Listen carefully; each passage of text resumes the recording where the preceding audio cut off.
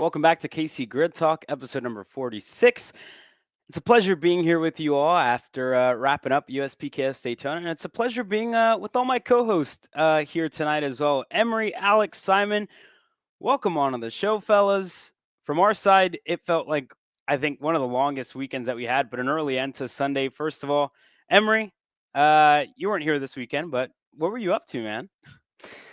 This weekend, I was actually watching Kart Chaser for the most part. I got Hey, there you back on go. got back on Friday evening from Puerto Rico, went to the ACC tournament, and then spent Saturday and Sunday watching the stream. So, no, it was a good relaxing weekend to have off. It was a really fun trip to Puerto Rico that I had last week. Did a lot of cool stuff, and yeah, got to watch some great racing. Daytona is one of my favorite places to go for a race, so it's kind of unfortunate to not be there in person, but I mean, you guys killed it. Got to see a lot of good racing, and I think that there was a lot to talk about going forward. Alex? Hey, we didn't see a whole lot of tramline violations this weekend, but we did see a lane violation for UNC. How about that, Emery?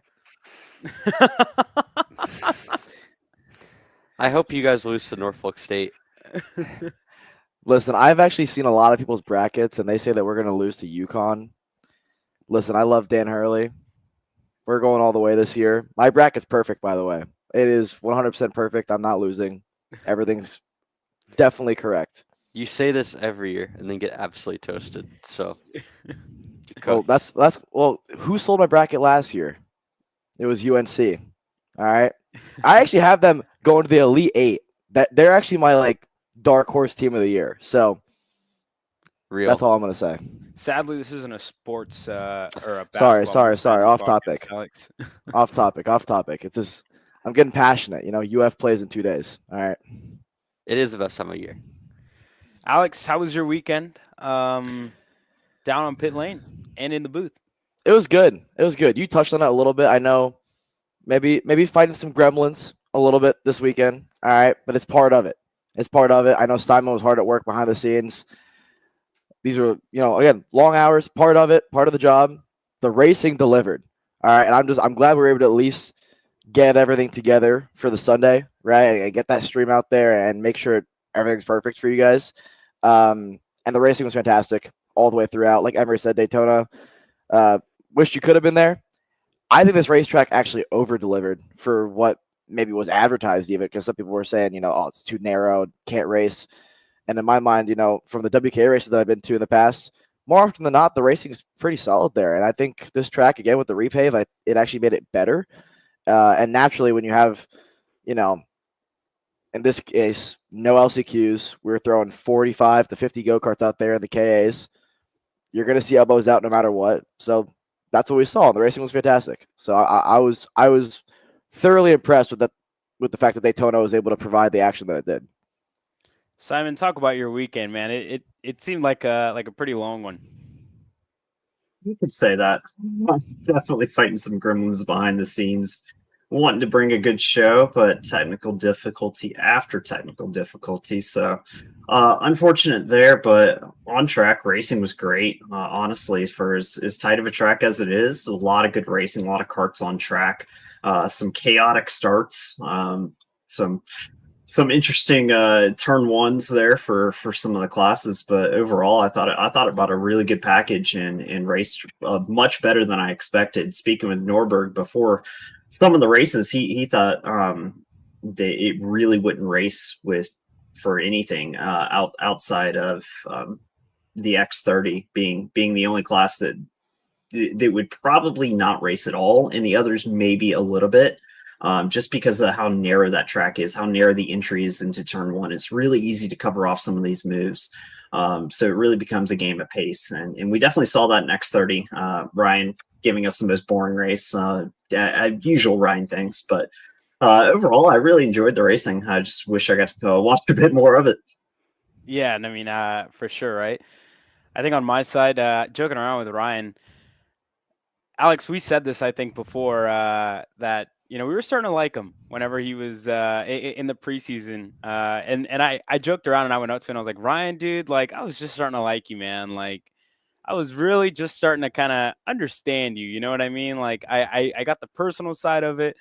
But this past weekend, I was like, dude, I just can't see myself as a Ryan Norberg fan this weekend. Like I just can't. And then he just laughed it off and was like, it's crazy how things change, huh? Like week after week. And indeed, I mean, he had a great performance. So great job to him. And exactly right. We're getting into it. I think Xander has said this before, right? It's about to get spicy here. Has had that, but yeah, it was a wild weekend. Before we get into the racing side of things, I'm not gonna lie. Alex said that some people doubted Daytona. I am some people. That was me. I've definitely come on here before and talked about Daytona, and I wasn't too confident on it. But you go to, I believe it was Friday, under the tunnel and into the speedway. I think it was an entirely different feeling and an entirely different environment at a place with so much history. So I think it was super, super cool. And to have a national race to go back to Daytona outside of WKA and CKNA, I think that was the coolest thing for me. It's still a very narrow racetrack, but it provided some very good racing for the majority of it. So, excited to see to hear what we thought about the races and at the weekend went on. Emery, I know you have some stuff for us for setting the grid here today, so I'll give you the reins here. Yeah, I mean, this is actually just one kind of thing that I wanted to show, and it's the GFC boys going to X30. So next weekend, coming to Caleb's home track, SpeedSportz, SKUSA Pro Tour. We'll get a number of new faces that we'll get to introduce over the course of the next week or so throughout the KC socials. Some more names to be dropped, some more news to be dropped over the course of the next 10 days. But one of the big storylines here, you have Chase Hand, Jesus Vasquez Jr., and Jake Drew all stepping up to X30. Does not mean that GFC is completely abandoning their KA. They're still going to have Keegan Kaminsky and Nico Sarfati, to my understanding, racing a good chunk of the KA national scene as well. So they're kind of using this opportunity. They had a lot of success out west in the KA side of things at the start of the year at Pro Kart Challenge and some of other regional events throughout the season. And to kind of have their three big guns on the single speed side of things now with Vasquez, Drew, and Hand all going to X30. To me, it's a good sign. We talked to Gary about this actually a couple of years ago. Me and Alex stood up in Utah. And at the time, he didn't seem interested at all in going to X30. So to kind of see that evolution, to see kind of now a full commitment to a full Pro Tour season, I think it's great for the sport. It's great for what we're going to see coming up because these are three really talented drivers. We didn't see a lot of Chase Hand racing nationally last year. We saw a lot of Jesus Vasquez throughout TSRS and USPKS. And obviously we saw Jake Drew here and there, but to get all three of them for a full Pro Tour campaign, I think is really nice. And it's really nice for Gary's operation as well. Yeah, I really think it's exciting, right? Jake hasn't been an X30 for quite some time now. And for him to get back, he was telling me for a while now that he was trying to get, everything together for him to race X30 and to see, Jesus a full year of Pro X30 racing. He's done it in the Supernats before, and I know in years past, but to have a full year under his belt this year, I think we're going to see some good stuff out of these GFC guys. I mean, this is a good play here from Gary. If you're going to show up and you're going to join a class that maybe, like Emery mentioned, maybe a couple of years ago you weren't so inclined to joining, you might as well come out swinging, right? And that's what he's done. He has three of the best senior guys that I could think of to go out there and throw into an X30. Jake obviously has experience. They all have experience in the X30 package, but now to run full time this year in pro, again, I mean, think about who are you trying to beat, right? Ryan Norberg. That's the guy that you are trying to beat. Joe, at least for SpeedSportz, will not be there, right? So now the guy to beat is Ryan Norberg. It is very difficult to show up as a solo guy to do it. Bring out three. Now you have a team. You have a squadron that you can go out there and go after Ryan. And there's more, right? I mean, Paulie is a guy that I think is going to impress some guys at SpeedSportz. He's quick there. Garrison, another driver. We'll get into Ruben Moya as well because he's obviously now joining us here in the States for the SKUSA Pro Tour, which is awesome. And speaking to Ryan about that, actually, after the weekend, I asked him, how do you think Ruben's going to do? And he said, listen, I think he's going to do well. He's a good driver. He felt like the chassis suited those guys a little bit better at Supernats, just with the way it all worked and the lower grip situations. But nonetheless, I think GFC, this is going to be awesome. I'm so excited for this. These are 3 aggressive guys too. They're not afraid to get their elbows out. So this is good stuff, and they still have a good KA contingent as well. So this is a good move from Gary. Yeah, it's also a lineup that has done really well at SpeedSportz in the past. I mean, Jake Yes. Drew last year put it on pole in KA. Jesus Vasquez, I mean, he's got the TSRS experience. He was arguably the fastest driver in kind of dry, normal conditions last year at USPKS. I mean, that's 2/3 of your lineup. Chase Hand, I don't know exactly how much he's done at SpeedSportz, but certainly, I mean, the talent there. Between the 3 of them, you got a Supernats pole sitter. You've got a guy who has really just shown up to run Supernats the last year and a half in Chase Hand and has been very competitive. And then Jesus Vasquez has emerged as one of the best young talents. And I think if you look at the shifter lineup GFC's put together with Danny joining the show, you look at the X30 lineup now and the KA lineup, it's hard to argue against a more stacked, like top to bottom lineup than what GFC has at the moment in the senior categories. Agreed. Well, that's a good little preview to what we're going to see in about a week and a half time whenever we get into the SKUSA Pro Tour. But boys, looking at this past weekend, I think seeing the comments come in as well during the weekend, the biggest story was, how light the X30 class was. And I guess diving into that, why do you guys think that was this past weekend? And how do you guys think we can, I guess, let me rephrase that. Why do you guys think the X30 class was so light this year? And for a guy like Simon and for Emery and Alex, who have been in the sport for quite some time, what does this mean for that class and that package as well moving forward? I mean, this is a discussion we've had all the time, basically, right? Like, it comes down, there's a couple things at play. One, USPKS is a series last year, objectively coming off of some poor momentum. The numbers declined over the course of the year on the X30 side of things. We showed up to Dalsman, showed up to MCC, and then showed up to Newcastle with very light numbers there. So you kind of had sort of a poor returning contingent. Daytona, a track that you couldn't test at beforehand, which I know dissuaded a lot of people from that were maybe on the fence from showing up. And it's harder to kind of get away with that in X30 than it is for a package like KA or a mini or a micro field.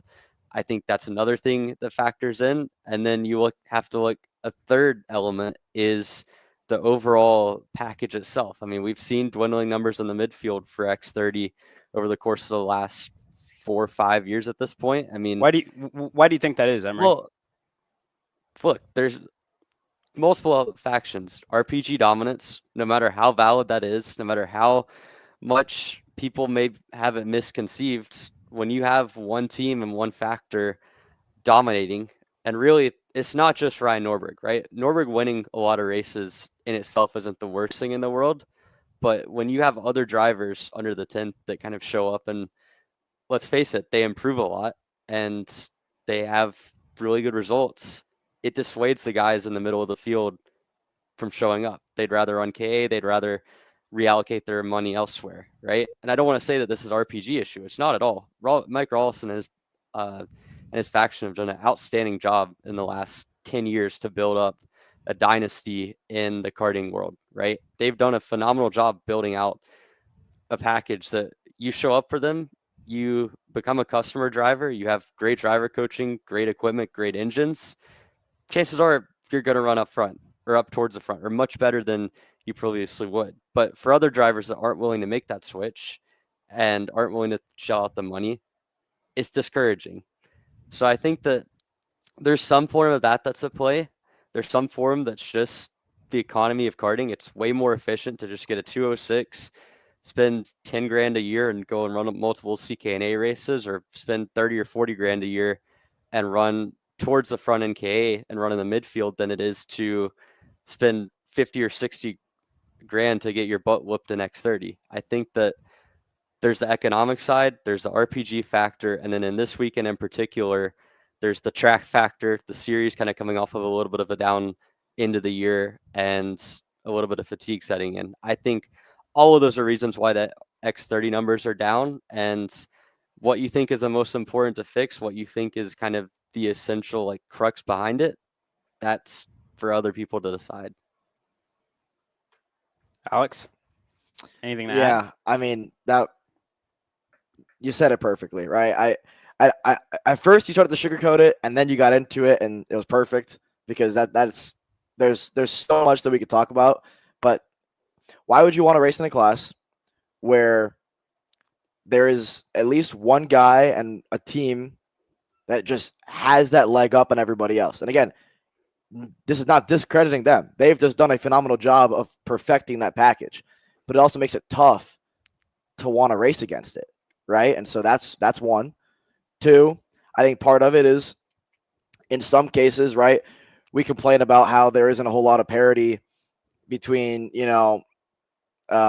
the schedules from last year, and then this year USPKS went a different way from the other guys, and I love it. I love that we're going to Daytona. I love that we're going to Road America. Part of it is, if you're maybe a team that wants to run Rock this weekend or wants to run Pro Tour, it's tough. I know I was talking to Jarsacrack. He literally had to pack up his stuff Sunday, drive to Charlotte, actually, because he has to test and do a club race. Yeah. Do a club race. Spoke too soon. Exactly. Come on now. I know I could do my job. Proceed. You got a club race at GoPro, Trackhouse, sorry. And then right afterwards has to haul west to Texas. That's tough. I know our very own Xander Clements actually just went straight to Houston, right? Why not start that drive? Because that's a hike to go west. And if you want to test for Pro Tour, I know some people were going over to test this week, starting now into Thursday and Friday. Even if you're not doing the Rock weekend, you're still testing for Pro Tour. Maybe you just didn't want to go that far south. And it's an unfortunate scheduling conflict where we have 3 races in a row and 2 of them are at SpeedSportz. Part of it's just you just didn't want to go to Daytona. And there's so many more factors, right? You could talk about maybe not wanting to spend the money, right? I think there is an argument to be made that at this point the KA package, with the amount of motors that you might need to start buying because they're just getting better and better, engine builders are getting better and better, that the difference between price is actually not that much anymore. It still is cheaper to run KA than X30 because the rebuild on the X30 is a lot more and you need to do it more often. But to compete up front of the KA at this point, you can argue it's almost the same price. So that, I think, is not as much of an argument anymore as what it used to be compared to like a 206. But I think the biggest thing is just it's tough to sell it, right? Sell the package when the same few guys win. Why would you? I would want to enter if I was a guy that maybe I didn't feel like I could go out there, and if I was a guy that I felt like I was good enough to maybe win, except for beating one guy or 2 guys or 3 guys, that might turn me away from entering. Well, I think the key thing to look at, just look at the races this weekend, right? Compare KA to X30. Now, granted, blowout wins are not always a bad thing. Like when you have one guy a step out of the rest, it's going to happen. When you race this many races with these level drivers, at some point you're going to have runaway victories. But when you look through the X30 field, it was probably the weakest field I've seen in 6-7 years at a national level in X30. And that's no disrespect to the guys that are running throughout the field. But the reality is you had maybe 6 or 7 guys that you would say could contend for top 20, top 30 at Supernats. And when you see how spaced out they got, when you see outside of Pauly, no one really having any sort of shot at Ryan throughout the weekends, the logical side of it, kind of I guess thinking wise of, oh, maybe Ryan's just got the leg up. Maybe Daytona's a track that's very technical that challenges the driver, that it's natural to have those level of gaps, right?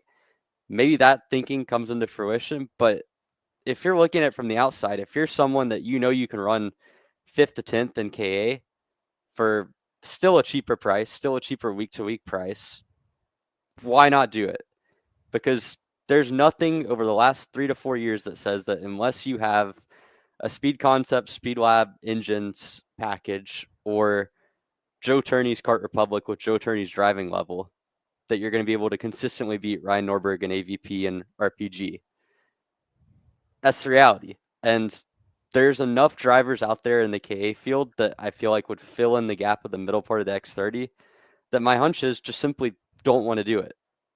And that's not on Ryan. It's not on RPG like we mentioned earlier. But the fact of the matter is, like, we can't look at this field in Daytona and be kind of like saying like that it's just because of the travel schedule, because we still got 50 plus entries in the support categories. I've never seen that track have so many drivers on it at one time in the 2KA classes. Mini and micro had good fields, down the list of classes. Like, you got good entries relative to, I guess, what people would expect.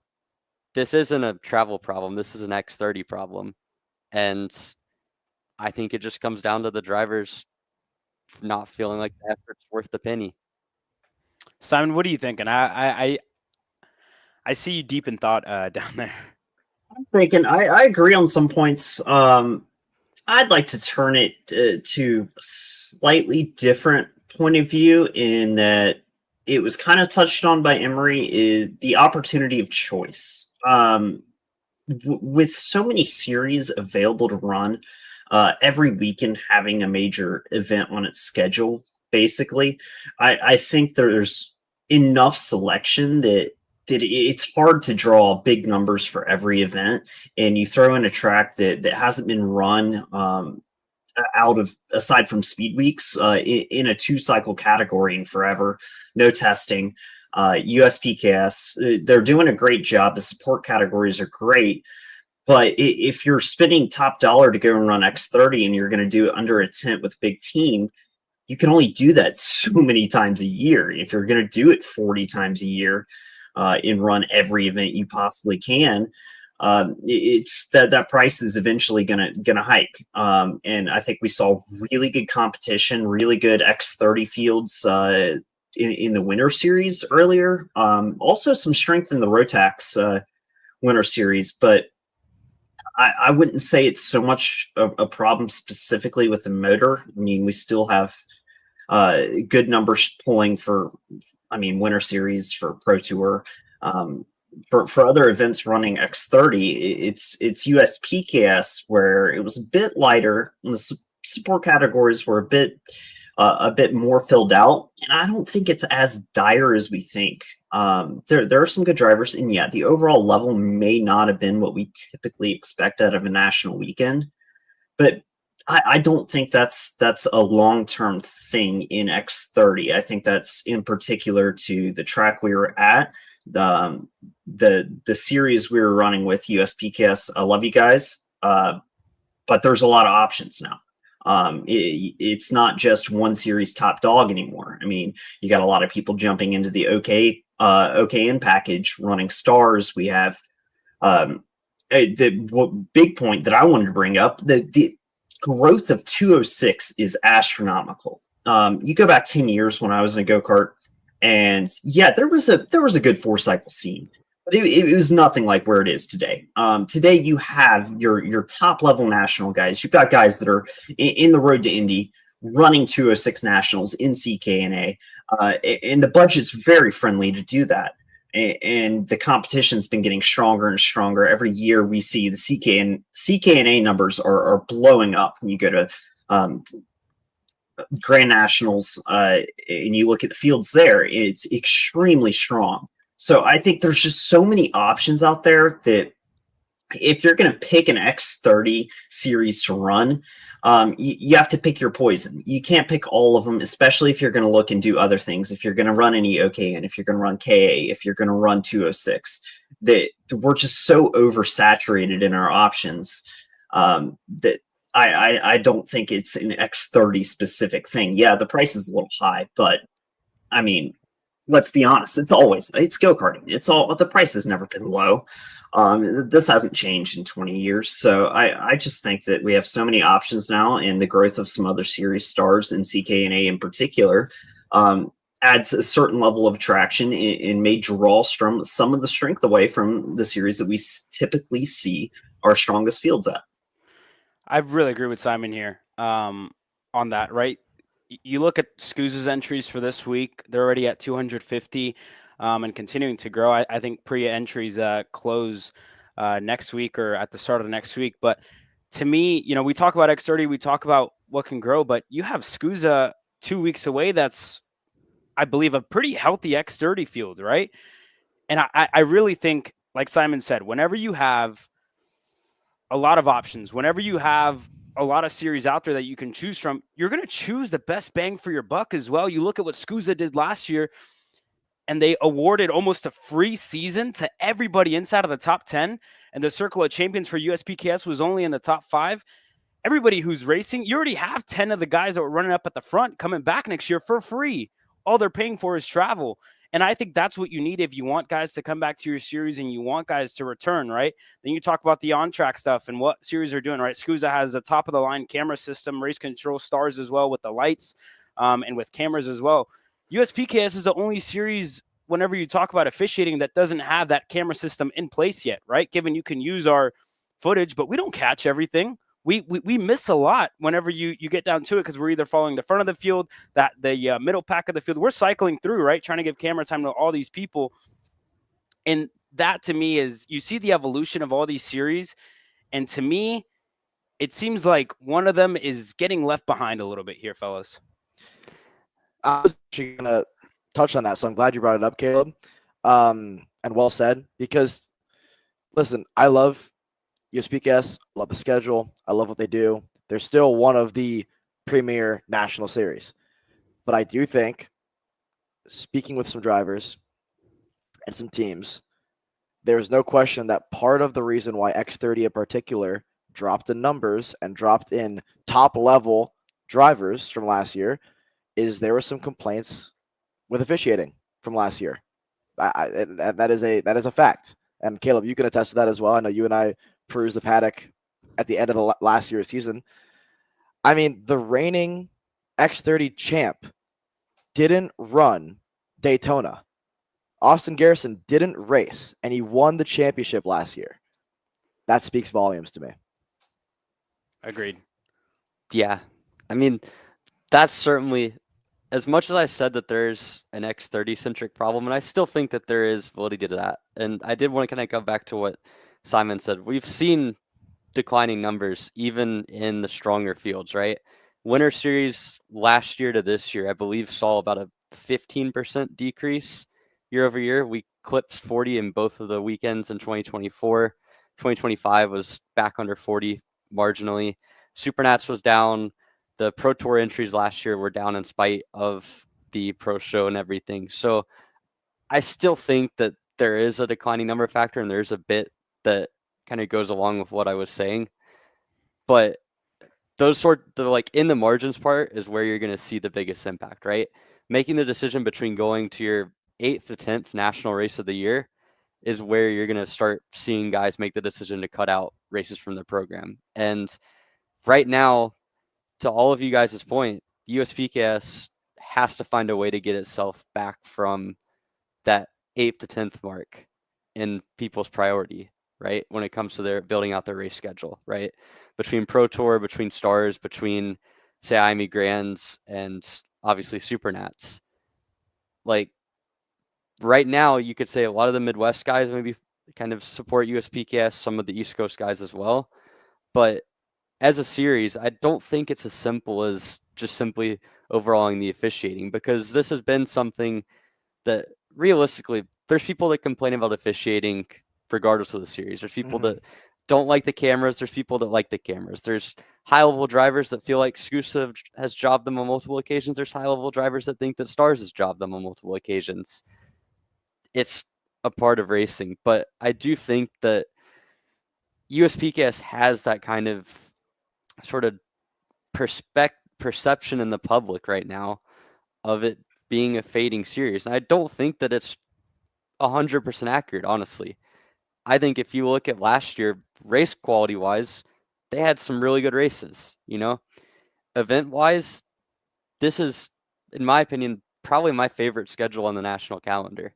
Agreed. Because you don't want every track to be the same. You don't want every track to have the same type of event. So the USPKS has done some things that are right. I think that they have a very efficient weekend format as well that has been kind of replicated over the course of recent weeks and whatnot. So, and as Keith Warren said, I mean, biggest single speed series in terms of overall entries. A lot of guys on the micro, the mini, and the kind of KA levels love USPKS, right? So it's not that they're doing everything wrong. But there is a perception issue that they have to fix. And again, the numbers from last year to this year, SpeedSportz last year to start the season, you had 66 in KA Senior. I believe we got 51 or 52 this weekend. Yeah. KA Junior almost hit 70 last year, similar numbers to KA Senior this year. Mini and Micro are pretty similar in terms of entry counts. And then obviously X30 in Texas last year was a very similar race. So the numbers for USPKS have gone down. To me, the quality of the series hasn't. I think they've done a better job with the schedule this year than in years past, but it's a tough spot to be in. I don't want this to be like a Emory thinks USPKS is a mid-tier series, because it's not that. Like I said, they've done a lot of things that are good, but I think from an outward sense, from a branding sense, and from kind of getting themselves back on the map, so to speak, they have to find a way to kind of get that second-rate series mantra out of people's system. Yeah, I think the wording you chose is perfect, right? It's a perception thing. So when me and Caleb speak on the officiating side, like Emery said, it's for me, it's one of the hardest jobs you could do is just be a referee, be an official, right? No one likes you. No one likes you. Even if you are liked, you're not liked, because you make the right call and it's still the wrong call to somebody, right? So it's such a terrible thing. I would never want to. I've actually been a race director one time, and that the reason why it's only one, because that's it for me. Right? I don't want people talking to me. I don't want people yelling at me. And that's an all day thing. So I feel for those guys, for Blake Hunt, the entire crew. Like, that is tough. But what I will say is I do think, just from a perceived notion, right? Last year there were some complaints with it, and like Caleb said, like part of it could just be, it's a fallback, right? It's an excuse. Oh, if you guys had the camera system, you would have caught it. Maybe not, right? Again, there's only so much you can catch when you have 50, 60 go-karts on the racetrack, right? I mean, it's going to get missed. And it's not like USPKS is the only series an officiating problem, right? And I hate saying the word problem because it's never going to be perfect, or not at least in the near future. You can't catch it all when you have limited people, limited equipment, right? So unless you literally have a camera everywhere at all times rolling, it's tough. But I do think, like Emery said, just perceptionally, there was, again, people talk to people, and then, oh yeah, they missed a call for me, so I'm not going to run this series. And then, oh yeah, okay, I'm going to do it with you. It's not the only series that missed a call last year. So I do want to touch up on that as well. I think Emery said it perfectly. Yeah, and I also feel like we see this, time and time again. Whenever you look at SKUSA in Utah, you guys were actually there, and you see kind of the differences in between that, and it's going to be a rebuild year for USPKS, and then next year they're going to be back, and better than ever. Also, you got to think about schedule. At the start of this year, right, we were in Daytona, a quick turnaround, 2 weeks. I think Rock is this week, and a lot of teams actually turned right around and are in Texas already, getting track time this week. So, we'll see how it continues to go. But this is the first round. Again, you don't have a club series at Daytona. A lot of people are from in the Florida base, so that was, I think, one of the biggest things that was surprising to me. But you saw I would say, club packages be strong at Daytona, which I think is a good thing, right? And hitting those places with good, strong local clubs, and I think pulling up one of the comments, right, to be fair, are places with strong local clubs. And I think this is exactly what we're going to see, right? Trackhouse, I think I'm not going to say one of the biggest club scene that we have in, I would say, even probably I would say North America, but it's super regional. Yeah. So to go to Trackhouse, it's gonna go back up. So I think week after week, choosing the right places to go to as well. I think Daytona was the right place to go, but I think, unfortunately, just like we said, it's a quick turnaround for the X30 package, I would say, and that to me was the biggest thing that we saw.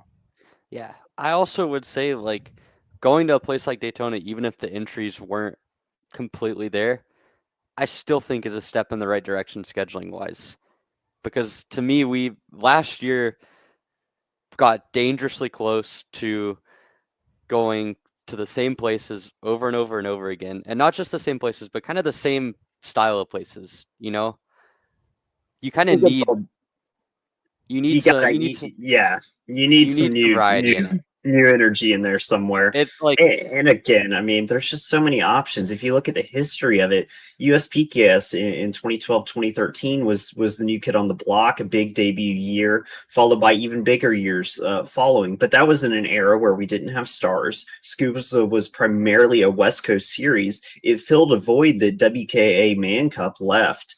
That hole that USPKS really quickly picked up and garnered a huge national audience, especially on the East Coast. But since then, I mean, we have a lot of series operating on this side of the country. And again, I think there's just so many options, and I really like what USPKS is doing, going to these tracks. I love Daytona. I love these other options, keeping it away from the same repetition that everybody else is going to do. So I'm excited to see where it goes. And when USPKS first came on the scene, it kind of had a temporary killing effect on WKA too. For the first 2 years or so, WKA's numbers went down. WKA shot themselves in the foot before USPKS stepped up. Well, I mean, it did play out to where WKA was on the way down. USPKS made it go from like a 5-mile-an-hour decline to like a 30-mile-an-hour decline. And then WKA, at least for a couple years before I think they ultimately went back to the foot shooting, picked themselves back up for a little bit. And USPKS, again, like it kind of yo-yos, right? USPKS went through this in 2016, 2017, where their numbers fell off a cliff between 2015 and 2016. And that's when they went from the 4-race package to the 3-race schedule. They brought in the KAs. They were a little bit more kind of incentivized towards going towards the lower classes. They brought in the MG Reds from MG Yellows. There's a host of different changes they made. But the point is, right, like one bad year is not going to define a series. Repeated bad patterns will define a series. And to me, this is not USPKS making bad patterns. This is them still recovering from some of the brand damage that's taken place over the last couple of years. But I think that they're on the right track. They're making the right decisions. And I have faith that they'll pull themselves out of this rut. It's just we kind of have to call a spade on it. Agreed. All right. Enough about that. Let's talk about the racing side of things, fellows. That sounds like a good time to me. KA, honestly, Emery, you're a KA guy. But to me, KA had, I think, some of the best racing this weekend across junior, across senior. I think some of the closest racing. X30 Junior as well was good. Let's talk about KA here for a little bit. I think year after year, that class gets stronger and stronger. And we talk about drivers moving up. And, you know, we'll get into that as well later on the show. But what did we think of what you did watch, Emery? I'm sure you didn't miss KA, knowing you. But what did you think about the racing this weekend?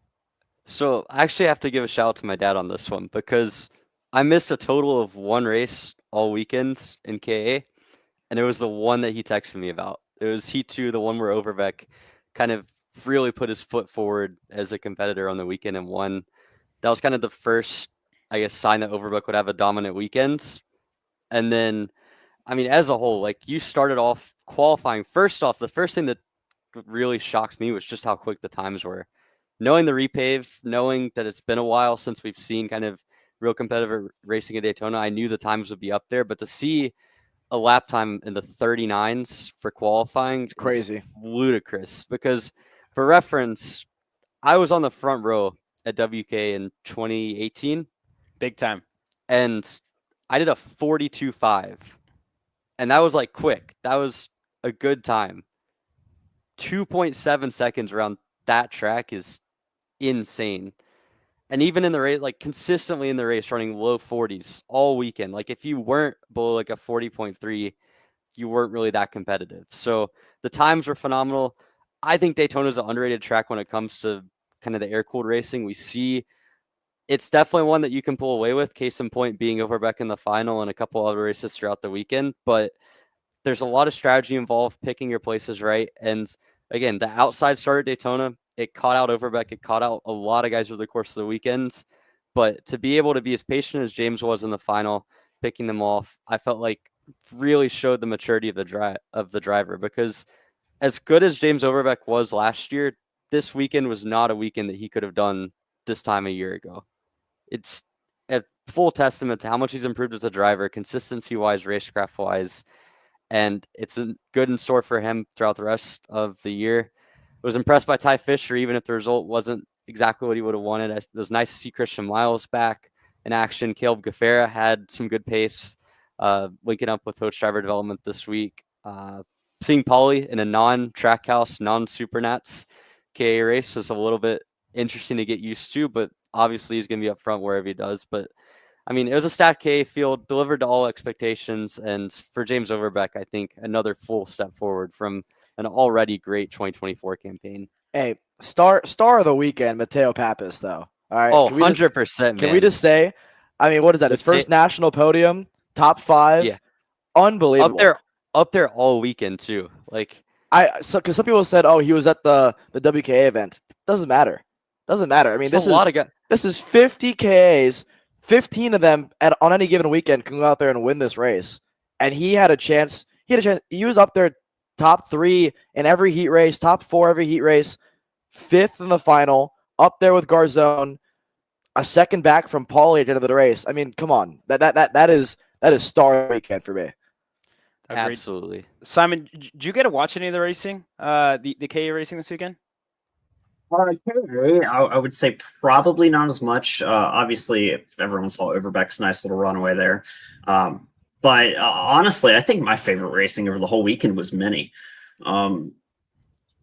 Great track for especially these lower powered classes. X30, yeah, you got enough speed, enough roll center on the kart to just kind of make it very difficult to make passes, close up to the guys in front of you. But you slow the karts down a little bit, decrease the size, especially because of the narrow track. That's why I really liked the junior, I would say, categories this weekend in the smaller size karts.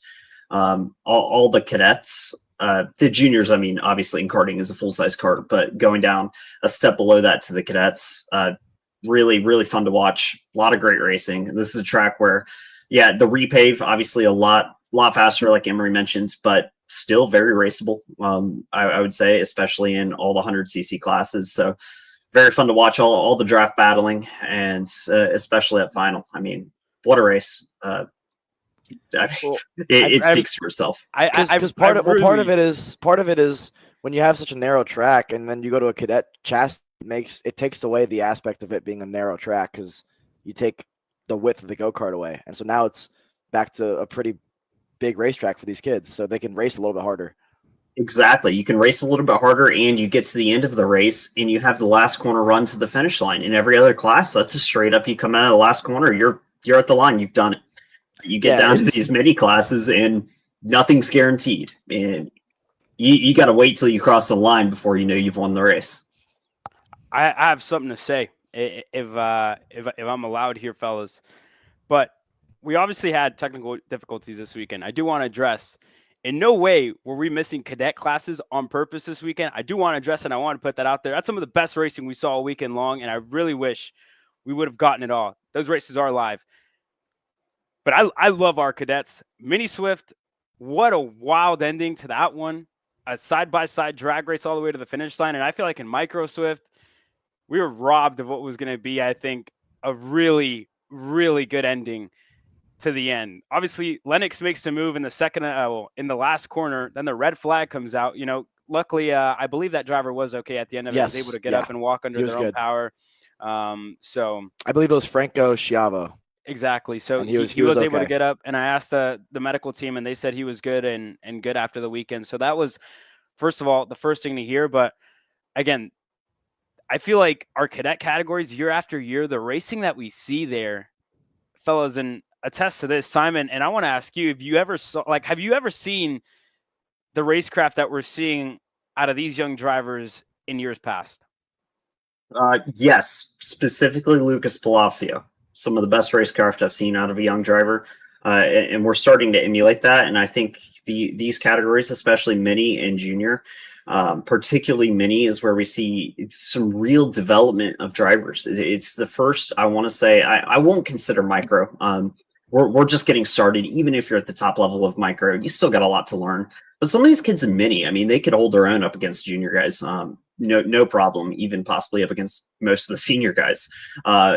and that's where you see we got a lot of kids now getting picked up by big teams, and it's amazing to see. Great for the sport, and it's a testament to what these teams see in these drivers at this age. You have your 8 to 10-year-old drivers that genuinely are phenomenal drivers, and it's hard to really grasp the talent behind all of the technical driving aspects of that age group. I mean, it's racecraft, it's braking, throttle, it's handling of the cart. There's so much that goes into it, and I don't think these kids get enough credit for how good a job they're doing at these ages. So massive credit to all these kids, and I think it's easily my favorite category to watch. Everyone in the booth announcing or reporting, I always at some point mention on the weekend that my favorite classes are the 2 cadets, micro and mini. They put on an unbelievable show. What kids it has gotten stronger and stronger every year. The racecraft. I actually disagree with you, Simon. I do think the micro class is just as strong, and you could throw a good amount of those micros in the mini class, and they'll be right up front. I do also agree with you. You look at the transition now. A lot of drivers usually that first transition period from mini to junior, which is the hardest transition in karting to make, because you're finally going into that full-size chassis. They're doing it year 1. Usually it's year 2 they finally make that jump into the junior, and they're feeling good. But we're starting to see drivers that made that jump, and it's translating immediately. So like you mentioned, I mean, I think you could throw in a Parker Ives, a Macha, a Francisco into a junior package and more, and they'll be fast out the gate, right? So again, the racing's incredible, micro and mini. Like Caleb said, I promise you, it just happened to fall on those races. By no means are we trying to miss. We don't want to miss any race. It is our job to bring you guys the coverage. It actually pained me that every time we had like an issue, it seemed like it was during micro. And like apologies to those watching, but like it was not on purpose. I promise you, no one wants to bring you guys the coverage more than we do. All right, that is what we do. For context for our listeners, we really do put a lot of effort in trying to give you guys good production value the entire time, keep everything up and running. Typically, our weekends are somewhat smooth, issue here, issue there. I don't know why this one was an exception. We have 2 main PCs. Both of them broke. Our internet decided we have 2 different internet providers. Those went. So it was just a lot to work through. We had the wind was blowing all our cameras over. I think I watched 3 cameras fall over. Mm-hmm. It was just, thing after thing after thing. And I hate that we didn't get it all perfect. But we're going to make sure for the next events that everything is as it should be. And hopefully we can mitigate some of those difficulties.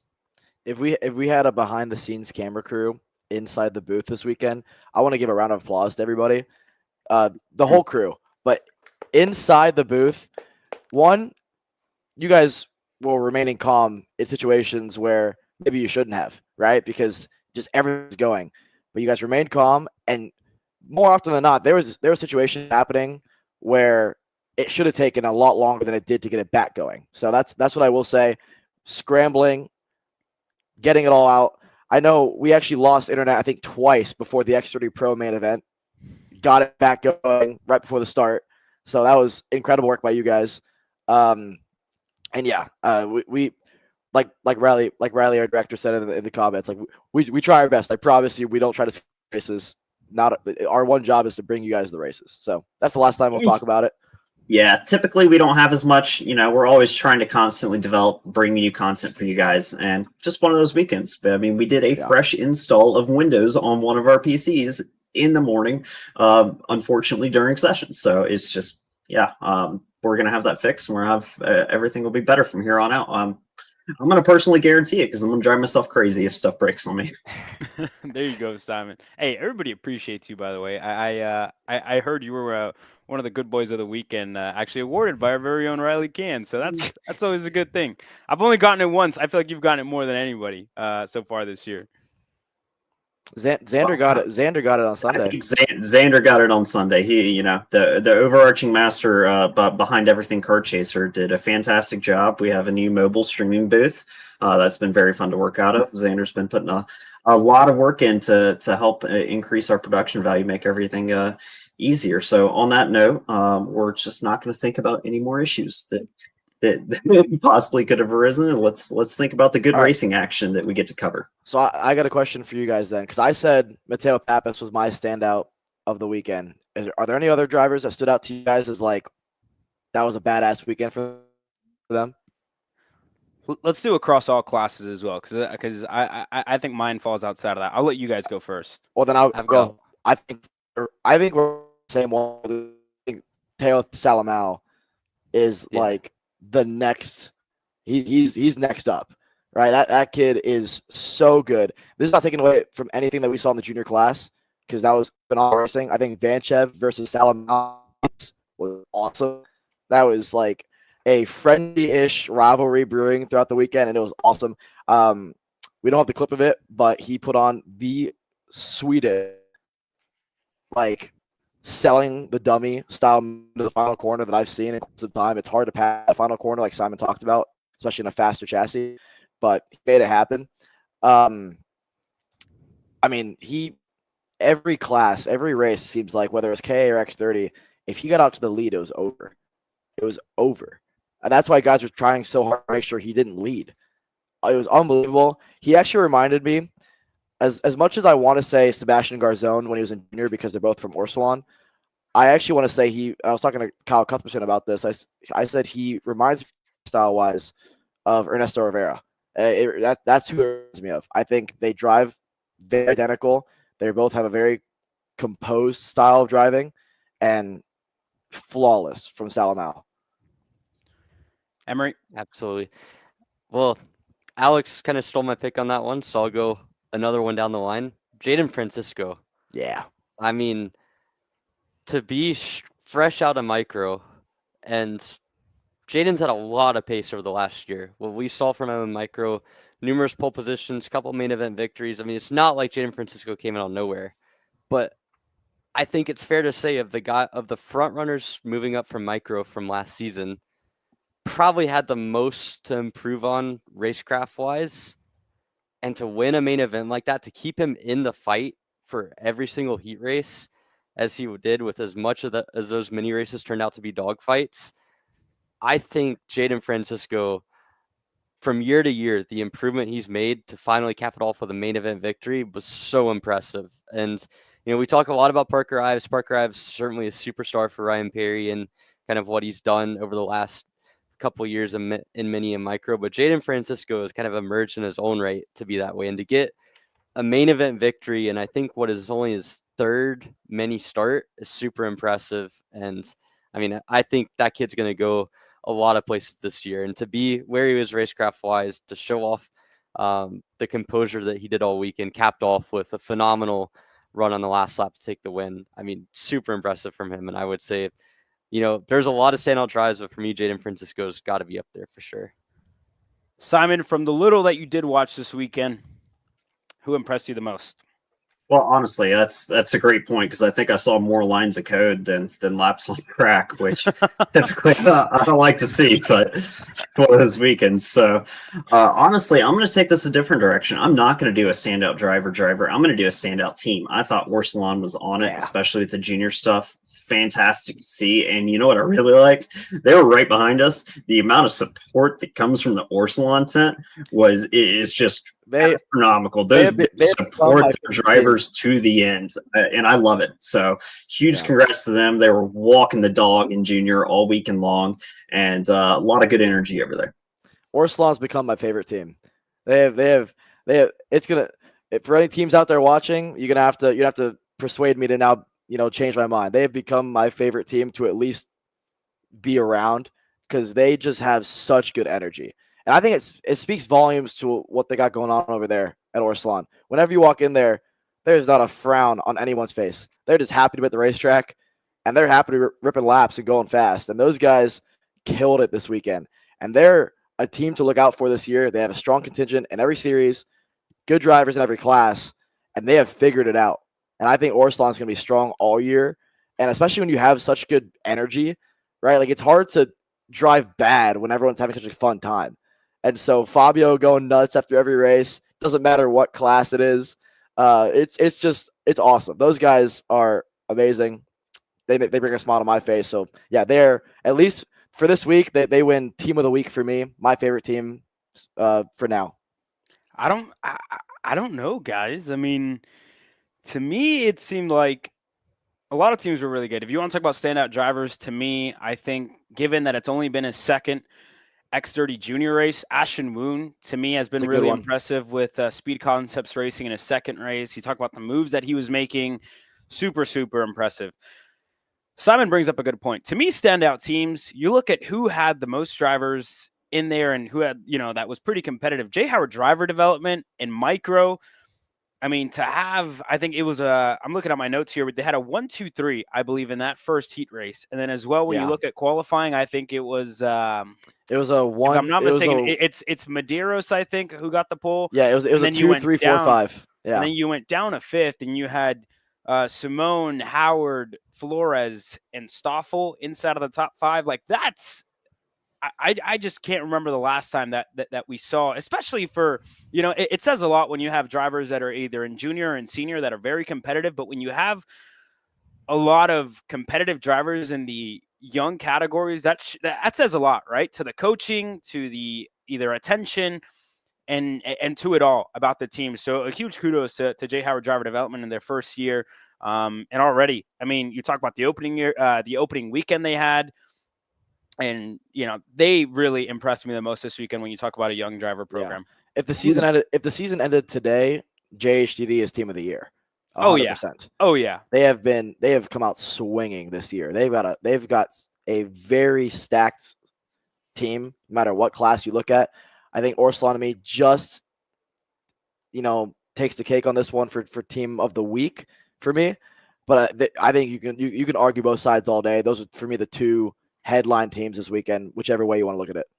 I'm going to put this out there to all the teams for the rest of the year. Look out. J. Howard is coming. I think there's going to be a big target on RPG's back.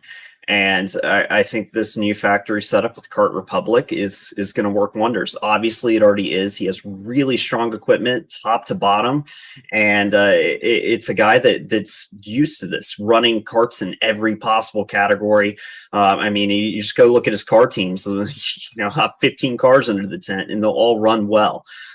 So I think there's going to be a lot of momentum building for Jay this year, and look for them to keep rolling in the smaller categories, and look for them to take the fight to RPG and in the senior stuff. Agreed. One little thing before we move on, and I feel bad about this because I believe I tried to get an interview with this guy, and he was also really impressive to me. New team, new colors for him this year. I know EKN announced it, but Brandon Lemke, to me, that Speed Concepts Racing and KA100 package, coming together, to me, it seemed like he was really comfortable, felt at home under that tent. I don't know what you guys thought of out of what you guys saw from him this weekend, but to me, he was super impressive as well. He's always Brandon Lemke. Yeah, he's always impressive. You can put him in any go-kart, he'll rip, right? I think if he had more luck this weekend, he actually was almost the best chance the K field had at beating Overbeck in that final. I mean, if he didn't have, he got put off the racetrack early on in that main event. If that didn't happen, I think it would have been I think Overbeck still wins, but I think Lemke finishes second in that one. Yeah, I mean, if anyone saw what the Yamaha Sportsman class saw in 09, 10, 11, I mean, Lipke's always going to be there. He's got a lot of talent. He's a great driver. I mean, it's never a surprise for me when he's up there. I think the last time I drove Daytona was probably against him. So it's a guy with a long history that's very, very talented that knows how to do this. How long ago was that, Simon? I want to say 2012 was probably the last time I was at Daytona. Maybe. I don't think I did 13. I don't think I ever did it in junior either. So I think it was a Yamaha Sportsman, that good old KT100, over 10 years ago now. So it's been a while. I was going to say, I think Lemke around Daytona in itself is a whole other thing, because he has quite a few wins there over the years. And I mean, personally, I think I learned more from Brandon Lemke about how to drive that track than just about anyone else. So no surprise to me that of all the guys, he was the one that. Because you guys have even more of a history around Daytona than I do. Who do you think is the best, current or in the past that you've seen around Daytona? For me, it's Charles Crack. Zane Maloney. That's a good one. I was there that weekend. I think Zane Maloney, but a fun couple ones. Spike Kohlbecker was really good around there. Yeah. And AJ Myers, when he was doing single speed stuff, was really good as well. Lemke's up there as well. I'd say though overall, like most impressive performances I've seen was Zane Maloney in both junior and senior, but there's probably 4 or 5 I would say that were real Daytona specialists. Simon. If you're asking me, you're going way too far for me to remember. Santino Ferrucci too, another guy that's really good around Daytona. I'm gonna start pulling out names like Nick Neri and Sam Beasley. I like it. I like that. We need more of that. Como se dice? I don't know ball on this one. This is my first time at Daytona. Very new, I would say, compared to you guys. You guys have been around for quite some time. I have not. So great track, great facility. Really happy to see it being run in a national schedule. I mean, previously CKNA started to, but other than that, you're there for speed weeks and you didn't see it again. So I'm really happy the increased use of this place and putting it on a national calendar. I think is great for all of these series. I mean, it's a fun track. What's to hate about it? Yeah, I mean, it was great, and I almost forgot about our commercial break here, fellas, but we got to hit it for our sponsors that make this all possible. Here's a little bit what they have to say. We'll be goodness gracious. We'll be right back with more. We're going to preview SKUSA as well, what we're going to see next week. We'll be right back.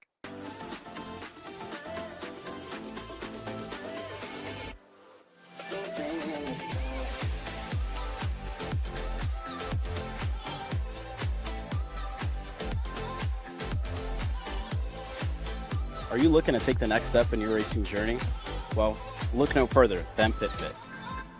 With 2 locations in Charlotte, North Carolina, and Indianapolis, Indiana, PitFit trains drivers all the way from grassroots level karting to IndyCar and NASCAR, with top-of-the-line personalized coaching to improve physical and cognitive fitness.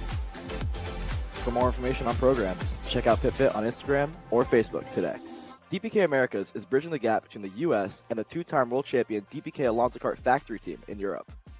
In partnership with Team Binnick, they offer drivers a complete career path from the Americas to Europe that allows them to continue their driver development on both sides of the world, all underneath the DPK umbrella.